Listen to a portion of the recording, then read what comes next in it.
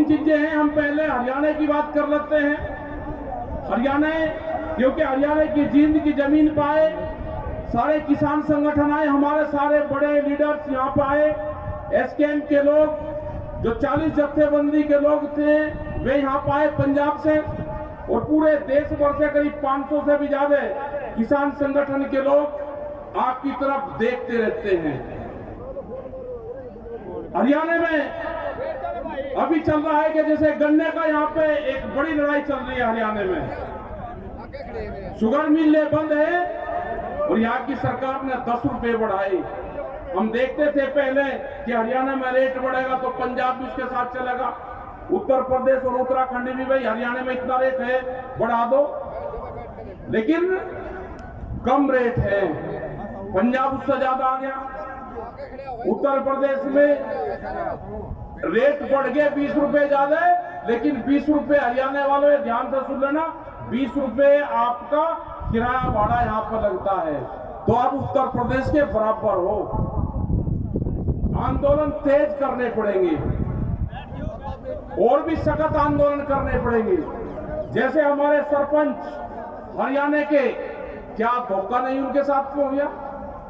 क्या उनका फंड नहीं काटा गया? क्या वे सरपंच बन गए आंदोलन करके? क्योंकि आंदोलन जब दिल्ली में चला तो बहुत से लोग सरपंची का चुनाव लड़े और वे जीते, उन्होंने सीधी सरकार को टक्कर दी। क्या नए नए कानून बना दिए? क्या ये देश कहता है, इस तरह का संविधान बाबा भीमराव अंबेडकर ने बनाया कि आप पक्षपात करोगे?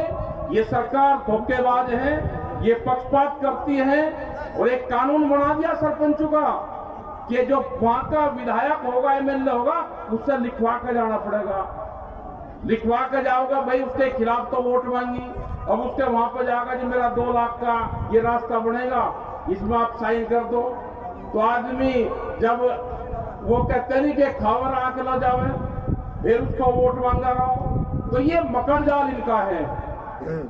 अभी भारत सरकार क्या करना चाहती है वो भी जरा गौर से सुन लो भाई, सुन लो जी, आप भी सुन लो। स्टेज के वाले भी दोनों को अलग अलग बैठाओ, अलग अलग बैठाए, इंगाल एक इंगाल एक नहीं, बस दूर आपको दोनों, नहीं तो फिर बात करोगे।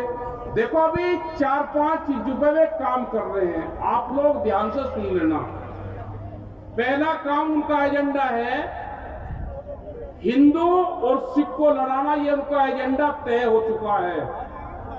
आप अगर उनके एजेंडे में फंस गए तो वे कामयाब होंगे, इसका मतलब आप उनके चक्रव्यूह में फंस गए। ये उनका पहला एजेंडा है कि इसको हिंदू और जो सिख हैं इसको आपस में तोड़ा कैसे जाए, इससे बचना है बिल्कुल। दूसरा है कि खाप पंचायत, ये खास करके खाप पंचायत हरियाणा और पश्चिम उत्तर प्रदेश में है। खाप पंचायतों को वो पूरा टारगेट बना रहे हैं कि एक खाप पंचायतों को दूसरे खाप पंचायत से कैसे लड़ा जाए, ये उनका एजेंडे में शामिल हो चुका है। तो खाप पंचायत वाले एक दूसरे के खिलाफ जाना ही नहीं, क्योंकि ये बीजेपी का एजेंडा है। तीसरा, वे जातिगत किसान संगठन बनवाएंगे, अलग अलग जाति के अलग अलग किसान संगठन बनवाएंगे, जिसपे वे शुरुआत कर भी रहे हैं। दूसरा वे बनवाएंगे खापू के अलग अलग संगठन बनवाएंगे। तीसरा, वे अलग अलग फसलों के संगठन बनवाएंगे। हरियाणा में धान और गेहूं पैदा होता है तो इसके अलग संगठन बनवाएंगे।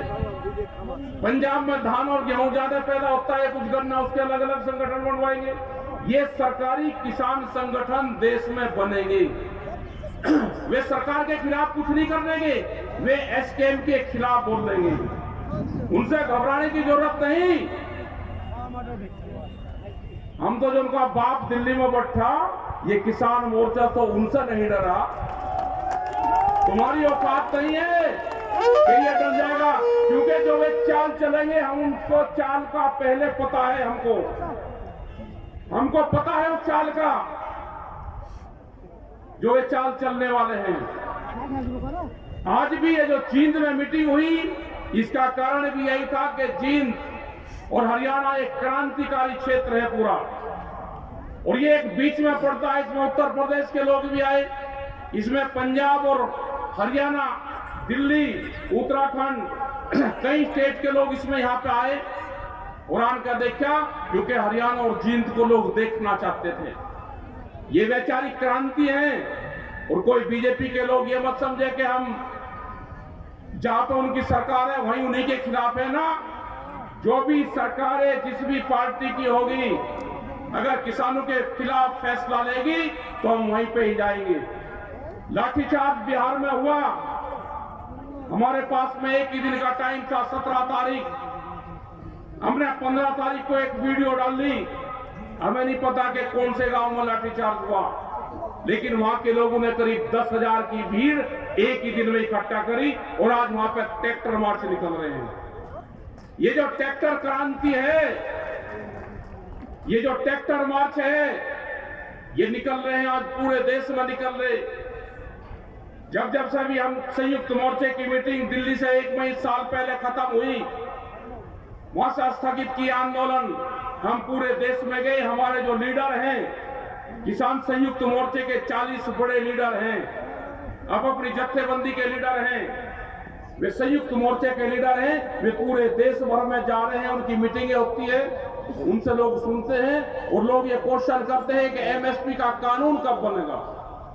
वो आपको कहते हैं कि एमएसपी का कानून बनाओ, उस पर आप लड़ाई शुरू करो। ये वैचारिक क्रांति चल रही है। आज भी यहाँ पे प्रेस के लोग पूछ रहे कि ये मीटिंग क्यों करी। ये मीटिंग भी है, ये गोष्ठी भी है, ये पंचायत भी है, ये आंदोलन की रूपरेखाएं भी हैं। दिल्ली का जब मीटिंग होगी, 1 मार्च में मीटिंग यहाँ पे साथ तय करी, अभी उसकी डेट 15 से 22 के बीच में रखी। डेट कौन सी फाइनल होगी, क्योंकि कोई जगह आपको दिल्ली में देगा नहीं, हमको वैसे ही डेट पे डिक्लेयर करनी पड़ेगी। 9 फरवरी को जब संयुक्त मोर्चे की एक मीटिंग होगी, उसमें साथ में डिक्लेयर करेंगे। यही हमारे लीडरों की बातचीत हुई है। देखो, घबराने की जरूरत नहीं है। ये सरकार आपकी जमीन छीनना चाहती है। ये हमको पता चल गया कि सरकार की नियत हमारी जमीन के ऊपर है और हमको अपनी फसल और नस्ल बचानी है, तो आंदोलन का हिस्सा बनना पड़ेगा। अपने ट्रैक्टर को मजबूत रखना पड़ेगा। कभी भी कहीं पे भी कॉल हो सकती है, उसके लिए सब लोग आप तैयार रहे। जैसे आज 26 जनवरी, ये धोखे का दिन है। आज हम लोग खुशी मना रहे, दिल्ली में अपने 10 साल पुराने ट्रैक्टर दिल्ली की सड़कों पर चला रहे, और भारत सरकार जाल साजिश रच रही, जाल बुन रही थी फंसाने का किसान के लिए। 27 तारीख, 28 तारीख, 26 तारीख, ये जो 3 तारीख होगी, 26, 27 और 28 आने वाले टाइम पे, जैसे गुरु गोविंद सिंह के जब बच्चे शहीद हुए तो उनका जो धाड़ा मनाया जाता है वो 1 महीने का होता है। ये किसान आंदोलन का धाड़ा शुरू होगा। हम भी अभी तो 1 दिन रहेंगे वहां पे, 2 दिन चलेगा, 28 तारीख से आंदोलन चलेगा हमारा भी। हम भी झोपड़ी में रहेंगे, जैसे दिल्ली में किसान आंदोलन में रहे, ऐसे ही हम 28 तारीख से अपने जिले की समस्याओं को लेकर रहेंगे। लेकिन आने वाले टाइम पे संयुक्त मोर्चे से हम अपील करेंगे कि 26 तारीख ट्रैक्टर मार्च निकालने के बाद में 26 तारीख को रात को ही हम अपने डेरे और झोपड़ियां जमावे, 27 में रहे और 28 में रहे, और 29 तारीख को अब अपने जिले में, वो अपने गांव में पंचायत कर उसका फिर समापन करें। ये 4 दिन का आंदोलन का धाड़ा जरूर बनना चाहिए। ये याद रहेगा हमारी आने वाली पीढ़ियों को भी। अगर हमने ये आंदोलन नहीं बताया तो आने वाली पीढ़ी भूल जाएगी, वो जमीन बिक जाएगी हमारी। और अगर हमारे ये ट्रैक्टर परेड हमारी चलती रहेगी 26 तारीख में, क्योंकि झंडा फहराते हैं हम 9 बजे तक, और 10 और 11 बजे के बाद में ये ट्रैक्टर दिवस भी है। हमारा ट्रैक्टर 26 जनवरी को चलता रहेगा, तो ये आंदोलन भी याद रहेगा और किसान को ट्रैक्टर क्रांति भी याद रहेगी। आने वाली पीढ़ी को भी याद रहेगा, क्योंकि भारत सरकार तो 10 साल पुराने ट्रैक्टर भी बंद करना चाहती है। बिहार के अंदर वहां से उनकी खबरें आई कि ट्रैक्टर को पकड़ना शुरू कर दिया।